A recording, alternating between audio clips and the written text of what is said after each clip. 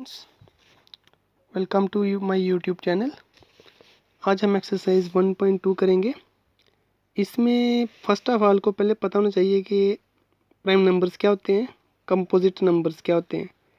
क्योंकि अगर आपको प्राइम नंबर्स और कंपोजिट नंबर का कंसेप्ट है तभी आप इस थ्योरम को समझ सकते हो, जिसको बोलते हैं fundamental theorem of arithmetic. Prime numbers क्या होते हैं पहले इनको समझो। प्राइम नंबर्स वो होते हैं those numbers which are divisible by 1 and itself। जो नंबर 1 और itself से डिविजिबल होते हैं उनको बोलते हैं प्राइम नंबर्स। अब एग्जांपल ले लो, जैसे 2 आ गया, 3 आ गया, 5 आ गया, 7 आ गया, 9 और 10 नहीं है, 11 आ गया, सो आने से चलते जाओ। इनको बोलते हैं प्राइम नंबर्स। क्यों बोलते हैं? देखो, अगर हमने प्राइम नंबर्स 2 है, 2 को किस किस से डिविजिबल होता है? 1 से हो जाता है, क्योंकि 2 को 1 से डिवाइड करो क्या आंसर आता है? 2। 2 को अपने आप से डिवाइड करो, इट सेल्फ से करो तो क्या आंसर आता है? 1। तो वो नंबर्स जो आप 1 से और अपने आप से डिवाइड हो जाते हैं उन्हें प्राइम नंबर्स कहते हैं, क्योंकि वो और किसी से डिवाइड नहीं होते हैं। आप 5 ले लो, 5 भी 1 से होता है और सिर्फ अपने आप से होता है और किसी से डिवाइड नहीं होता है। तो याद रखना, वो नंबर जो अपने आप से और 1 से डिविजिबल होते हैं उनको प्राइम नंबर्स कहते हैं। और वो किसी भी टेबल में नहीं, किसी के टेबल में नहीं आते हैं, क्योंकि आपका 2 का टेबल पढ़ो, 3 का पढ़ो, 5 का टेबल, 3 का 4, किसी का भी टेबल पढ़ो, उनके टेबल में ये नंबर्स नहीं आते हैं। इनको बोलते हैं प्राइम नंबर्स। अब है composite numbers. Those numbers which are not prime, वो नंबर्स जो प्राइम नहीं है, और कॉल्ड कंपोजिट नंबर्स। उनको क्या बोलते हैं? Composite numbers. एग्जाम्पल ले लो। अब देखो, कंपोजिट प्राइम नंबर को छोड़ के जो भी नंबर बचता है वो सारे कंपोजिट होते हैं, एक्सेप्ट 1। 1 को छोड़ के यहाँ पे भी लिख सकते हो आप, एक्सेप्ट 1। अब 2, 3 इनको छोड़ो, क्या पीछे को क्या बचा? 4 और 5 को छोड़ो, 5 तो प्राइम है, 5 को छोड़ो 6 आएगा, 6, 7 प्राइम है, 8 आएगा, 9 भी कंपोजिट है और 10 भी कंपोजिट है, सो ऑन। बहुत सारे नंबर्स हैं ऐसे, क्योंकि इनके फैक्टर क्या होते हैं? 2 से भी ज़्यादा होते हैं। जैसे मैंने 4 को डिवाइड करना है, 4 क्या हो जाएगा? 2 से भी डिवाइड हो जाएगा, 1 से भी डिवाइड हो जाएगा, 4 से भी डिवाइड हो जाएगा। तो ये प्राइम नहीं है, क्योंकि प्राइम के लिए सिर्फ 2 ही रूल्स हैं, या तो सिर्फ 1 से या अपने आप से डिविजिबल होते हैं। लेकिन कंपोजिट नंबर जो होते हैं वो 2 से भी ज़्यादा फैक्टर आ जाएं जिनके, वो क्या होते हैं? Composite numbers. एक्सेप्ट 1 ये लिख लेना, 1 को छोड़ के। 1 जो है, 1 तो 1 इज़ नाइदर प्राइम, ये जनरल नॉलेज के लिए भी बेस्ट है आपके लिए। 1 ना प्राइम है और ना कंपोजिट नंबर है। ऐसा क्यों? क्योंकि 1 को आप डिवाइड करो 1 से और 1 को डिवाइड करो 1 से, इसके सेम ही फैक्टर आते हैं। ना तो 1 आता है, ना इटसेल्फ में भी 1 आएगा, और ऐसे भी 1 में भी 1 आएगा, इटसेल्फ में भी 1 आएगा। इसमें कोई फैक्टराइजेशन नहीं होगी, इसलिए 1 ना कंपोजिट है ना प्राइम है। तो याद रखना, 2 डेफिनेशन प्राइम नंबर्स वो होते हैं जो अपने आप से और 1 से डिविजिबल होते हैं, और कंपोजिट नंबर्स वो होते हैं जो प्राइम्स नहीं होते हैं। उन सभी को, जो प्राइम्स नहीं होते हैं वो छोड़ दो, वो आपके क्या आएंगे? कंपोजिट नंबर्स आएंगे, और इनके फैक्टर 2 से ज़्यादा बनते हैं, 4, 6 ये। और 1 ना तो प्राइम है ना कंपोजिट नंबर है। अब आप थ्योरम पे आ जाओ, फंडामेंटल थ्योरम ऑफ अर्थमेटिक। ये थ्योरम क्या कहती है कि आप कोई भी कंपोजिट नंबर ले लो, कोई भी कंपोजिट नंबर ले लो, उसको हम कैसे एक्सप्रेस कर सकते हैं? Prime product of primes. मतलब कंपोजिट लेना प्राइम नंबर है, लेकिन उसके जो आगे वो आगे प्रोडक्ट आएगा वो प्राइम में आएगा, और ये फैक्टराइजेशन क्या होगी? यूनिक होगी। अपार्ट फ्रॉम द ऑर्डर जो मर्जी हो, उनके जो प्राइम फैक्टर्स हैं उनका ऑर्डर कुछ भी हो सकता है। इसको हम एग्जांपल से समझेंगे। लेकिन ये थ्योरम्स इसी के बेस पर है कि कोई भी कंपोजिट नंबर लो उसको हम प्रोडक्ट ऑफ प्राइम नंबर्स में लिख सकते हैं, और ये फैक्टराइजेशन बिल्कुल यूनिक है, कोई और उसमें नहीं आ सकता। ये थ्योरम्स किसने दी थी? एक मैथमेटिशियन से, उनका नाम था कार्ल फ्रेडरिच गॉस। उन्होंने 1777 में उनका बर्थ हुआ था और 1855 में उनकी डेथ हुई थी।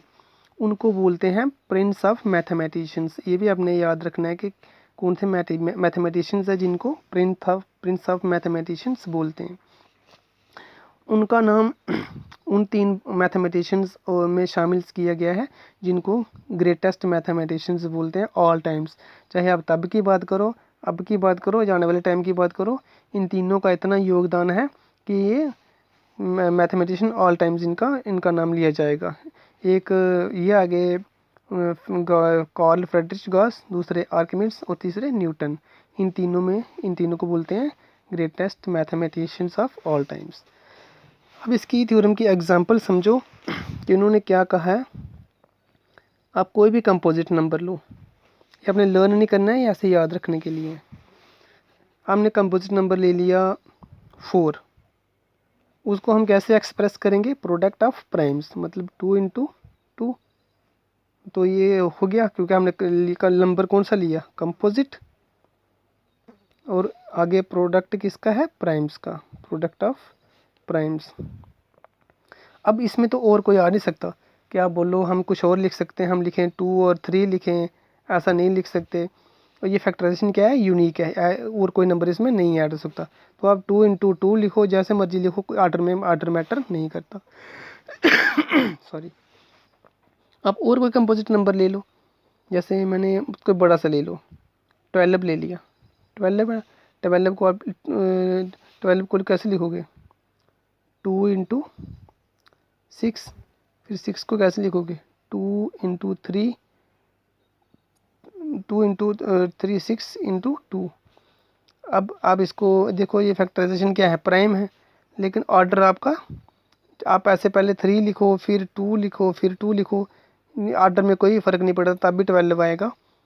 तो ये फैक्टराइजेशन यूनिक है। अब और कुछ नहीं आ सकता कि आप बोलो मैं लिखूँ 2 × 3 × 5, कुछ ऐसा कुछ नहीं आएगा। ये फैक्टराइजेशन यूनिक आएगी। तो इस थ्योरम को आपने समझा कि कोई भी कंपोजिट नंबर है उसको हम प्रोडक्ट ऑफ प्राइम्स में लिखेंगे, और ये फैक्टराइजेशन यूनिक है, और ऑर्डर में कोई भी चेंजिंग करो उसमें इससे कोई फ़र्क नहीं पड़ता। और कोई कंपोजिट नंबर ले लो, 20 ले लो। 20 को कैसे लिखेंगे? एलसीएम से भी आप लिख सकते हो, 2 से छोटे से स्टार्ट करते हैं। 10 2 का 20, 5 2 का 10, 5 1 का 5।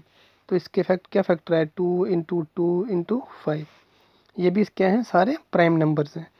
तो ये कंपोजिट नंबर है, इसको प्रोडक्ट ऑफ प्राइम नंबर्स में लिख सकते हो, और ये फैक्टराइजेशन यूनिक है, इसमें कोई आप कुछ अपने से नहीं लिख सकते, यही नंबर्स आएंगे, इनका प्रोडक्ट 20 बनेगा। तो ऑर्डर में जैसे जो मर्जी लिखो, आप पहले 5 लिखो, 2 लिखो, फिर 2 लिखो, इससे कोई फ़र्क नहीं पड़ता। इसीलिए अब इसको देख के हम एक एग्जाम्पल्स करेंगे। एग्जाम्पल नंबर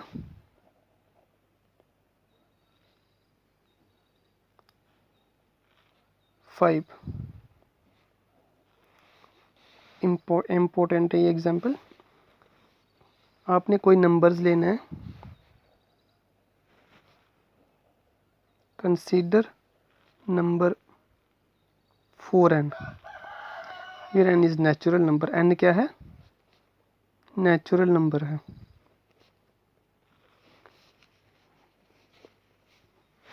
फिर आपने लिखना है check whether there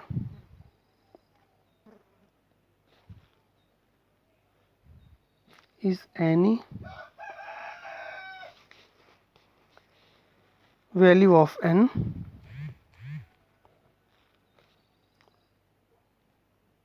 for which 4n ends with digit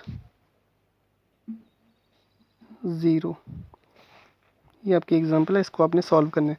आप कोई नंबर ले लो n 4n, n natural number ले लो, फिर आपने चेक करना है कोई यहाँ पे कोई एन की वैल्यू आ सकती है। मतलब 4n को हम ऐसे लिख सकते हैं जिसके एंड में क्या हो, 0 हो। 4n को ऐसे लिख सकते हैं और जिसके एंड में 0 हो, मतलब ये है 4n। इसको आप ऐसे लिख सकते हो जिसके एंड में 0 है। एंड में 0 किस किस के होता है, 10 के एंड में 0 है, 20 उसमें एंड में 0 है, 30 इनको भी एंड में 0 है। तो इसमें आप कैसे लिख सकते हो, जिसके एंड में क्या हो, 0 हो। जैसे 10 है तो यहाँ लिख सकते हो 5 × 2 10।